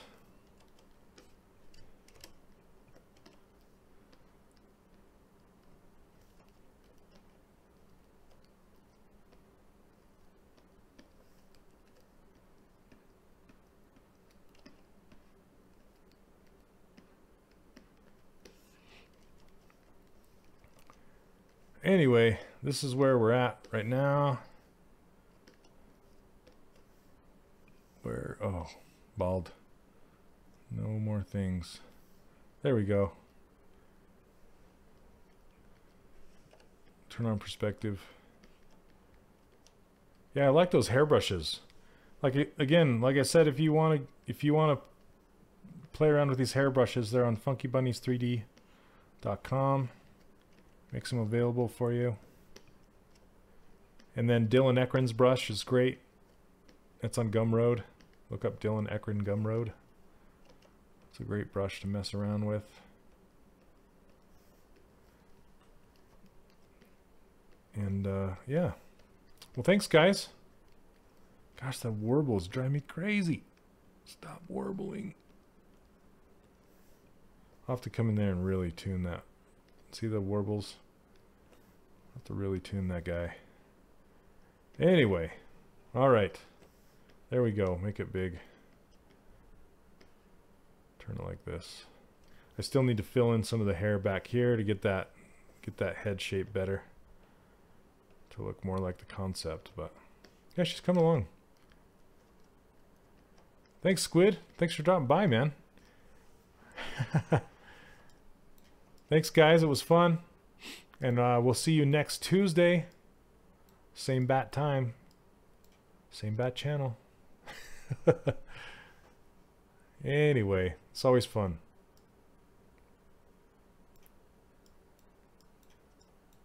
Need to figure out some more stuff with her. Get her colored. Yeah, it should be fun. Anyway, thanks, guys. Maybe we'll do the cowboy some more next stream. I'm not sure. We'll see. We'll see what I feel like. It's always kind of a grab bag these days. So, anyway, thanks so much, guys, and have a great evening. Have a great week. And thanks, Pixelogic, for letting me stream again. It's always a pleasure. And let's see, what's some news? So the ZBrush Summit is coming up, I believe, in September. So watch out for that. I will most likely be there if you guys stop by. I went to the Form Labs road show. I believe that's going to San Francisco and New York. Might want to check the dates and times if you live in those locations. Really great show. Then I have my online 3D character workshop. So if you guys are interested in learning how I do this stuff, I have that. You can go to 3dcharacterworkshop.com and sign up for my news group. And when you get that, you'll get all these brushes, not the hair brushes, but you'll get these brushes down at the bottom of my user interface, and the user interface and my ruler for free. So anyway, thanks guys, and take care, and we'll see you next time. Have a good one.